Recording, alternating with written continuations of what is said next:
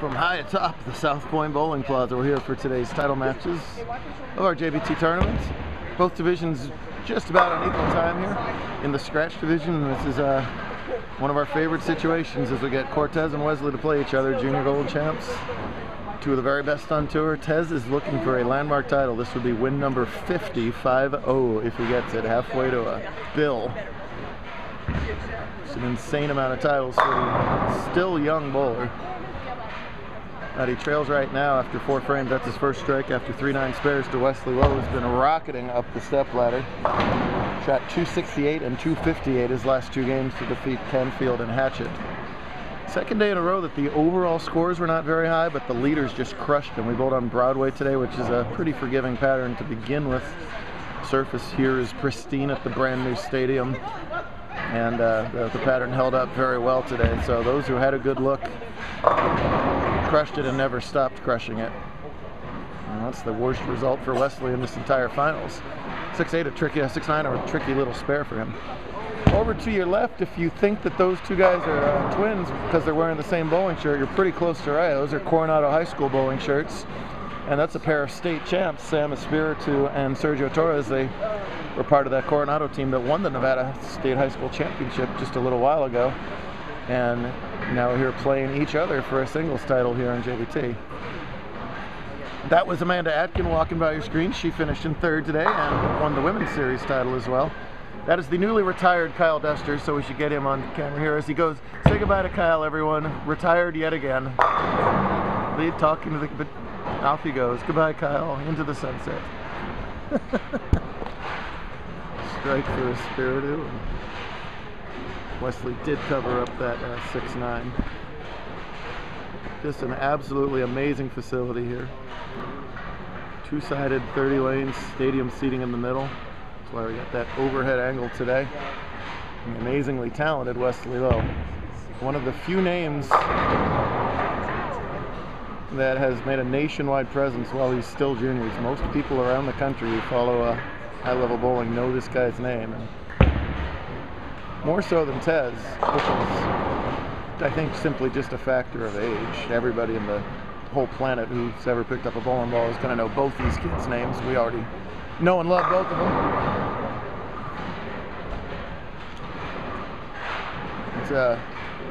You get the modern semi-two-handed craziness of Wesley versus just the absolute classic power tweener style of Tez.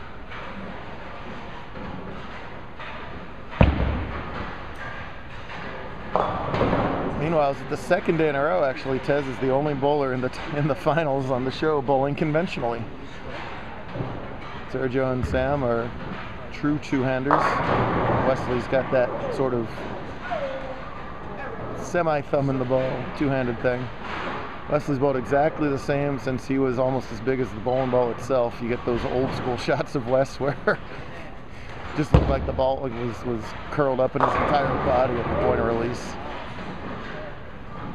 So much power, competitiveness, talent on both these guys. Wes has the advantage of having the left side nearly to himself, so he's playing, oh my goodness, so he's playing much further left than Tez is playing right, and that allows him to peel the ball off the corner and just send wicked messengers like that one. My goodness gracious. Rewind and fast forward and watch that one a few times if you want to just see raw power. Good Lord. Nonetheless, it's a dead even match through 6 frames, both bowlers on doubles, so Wes can pull ahead by 10 if he can dice apart another rack right here. And 10 back. My goodness gracious. Clinic by all scratch finalists. The low game of the finals through 8 games was Eric Hatchett's 227, and that was a clean 220 that certainly could have been more. Canfield won the first match with a 250 game, also threw 300 earlier today. The only 300 today. He also had a 300 yesterday, 4 on the weekend. Ben's perfecto today was the only one of the day. There were some other close calls. Tegan Smale was close, 289, 279. Wesley had 299. David Galvin, right, had 290. 290 scratch coming out of the handicap division and won the Ebonite bowling ball. over in the Sergio has to beat Sam by 11, and as it stands, he's leading by 21, so an early lead halfway through. Tez matches low strike, and they're all even through 7. Oh, he wiggles that 10 pin out. Just a corner pin carry contest right now between two ridiculously good bowlers. Good stuff on any level. We already know that I literally mean every level. Is Wesley's finished second in a adult regional bowling as a junior. Tez led a regional bowling as a junior through qualifying by like a lot too. Just incredible to get the opportunity to watch these two grow and compete every week. Wesley is really going for the dialed down emotions.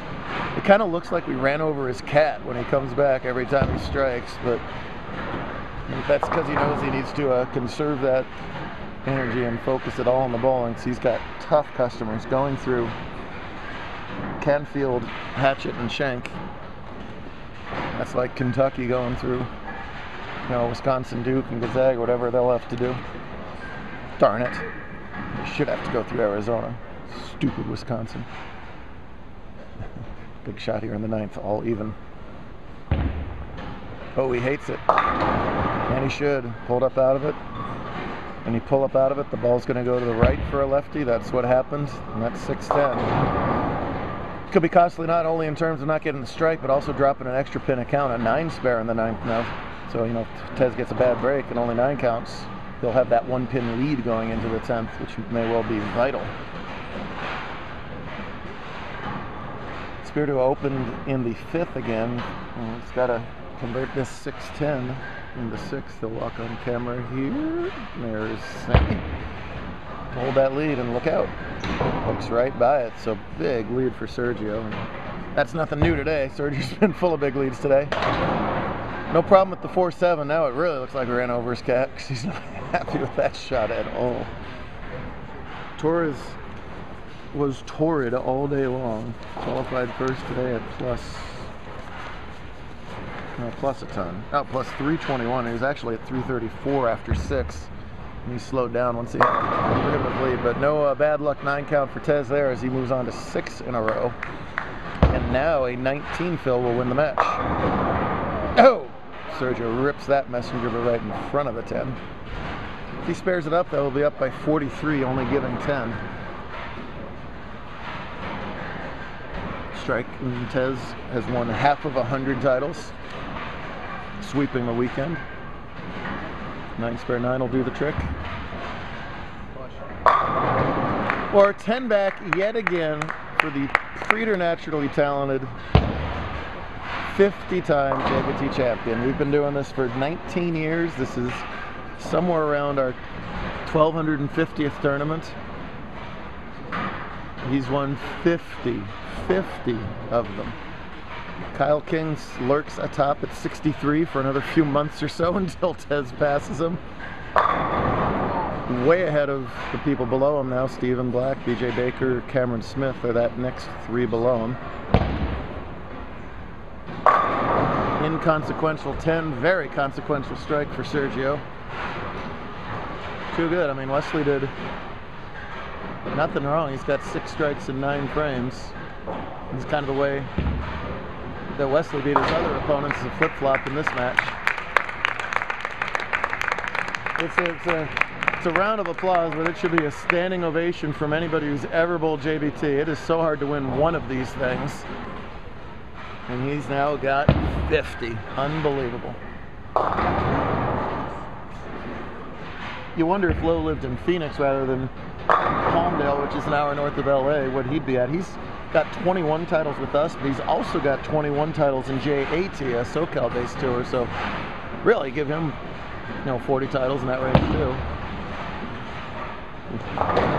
These guys are both high school students who can bowl JBT up through your 22nd year. It's insane, folks. They are the real deal. On soft patterns like this, they average scores like this. When they're wicked hard, we put out US Open, stuff like that, they crush them too. Well, Wesley and his dead cat are going to have to go home to Palmdale and regroup here. It's got to be 250 to 240. Still a real good finish over here, which we'll focus on.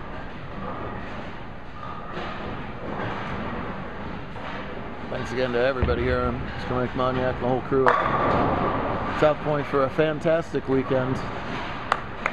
Wesley, chin up. Impressive show by all 5 scratch finalists. Right now, Torres continues to enjoy a nice solid lead here. If he can throw another strike or two, he's going to ice this one away. Torres finished 2nd yesterday to Brandon Duffy, and we re-rated the heck out of him overnight. And he's going to be re-rated the heck even more this time, but that's stuff for him to worry about later. Nice shot. Still, the lead is ballooned to 44 if he can make this. Only giving back 10 of those 44, so he just has to mark 1 or 2 times here and ice up the title. It's nice when the top seeds win the title. Sometimes it can be the case if he finishes this out. Step ladders can be very cruel to top seeds in our format. You've had 8 games to get to this top seed.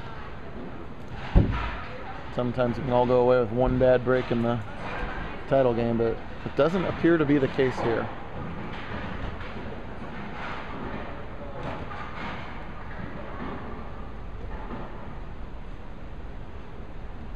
Two-handed as so many of these bowlers are. Left hand comes off. Right hand rips through it, no thumb. Can generate a lot of area, especially when the lanes allow that area to be created. These guys are good enough to know on a pattern like this, it's got a defined slope and a medium ratio to start a little right and burn out a little hook spot. Oil's very stable here, so what was hold just remains there all day, and they just whack them. By the way, should mention, this is, you see these scores, this is not house, folks. I'd hate to see what the scores are on house. This is a Kegel challenge pattern called Broadway. Again, if you don't watch it earlier, look it up. You know, it's in the middle on the ratios between house patterns, which are like 10 to 1. That's the oiliest board to the driest board. And the really flat sport patterns that are around 2 to 1, more or less. This year's Nationals team pattern is under 2 to 1, and it's playing like it's 1.01 to 1 so far. And we put stuff like that out too. And it shows you just, you know, these challenge patterns, that's enough to eat up some bowlers that have only seen house. And there were plenty of bowlers today, 100 down, 200 down. Once you get used to it, you become fearless of it. Open up some room, relax your arm swing. That's amazing, the numbers that you can put up. Now, corner pin to the right didn't help Sam at all in this game. This was not what he had been doing earlier. He shot a 263 with a 230 scratch to win the semifinal match over Amanda Atkin and Cameron Chris. Shot 243 to escape from round 2 over Brendan Lindsay and Paul Collier when Paul missed a spare in the 10th. Collier won round 1 over newcomer Max Hebel and old veteran Mike Rose to get to this spot. So, you know, anytime you throw a lower game on camera, you want to mention that they did an awful lot of games that were, gosh, going to be near double what Sam's going to bowl this game just to get here. But what a day, what a weekend for Sergio. 2nd and 1st.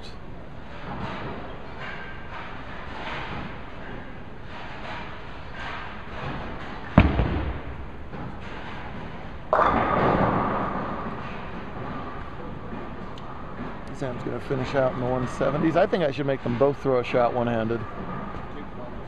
See what happens. Definite way to the future. Duffy yesterday switched from two-handed to one-handed to win. And if Sam doesn't see another right side corner pin, he'll be a happy camper, because those were not his friend that time. It's all right, good buddies. There's still champs for the team. Nice to see that over there. But it is all Torres. One more shot as we got 20 seconds left on our YouTube allotment, which we're working on, by the way. There's like 3-hour poker videos on YouTube, so there's got to be a way to make this happen. I'll figure that out when I figure out how to drop Southwest from the Facebook page.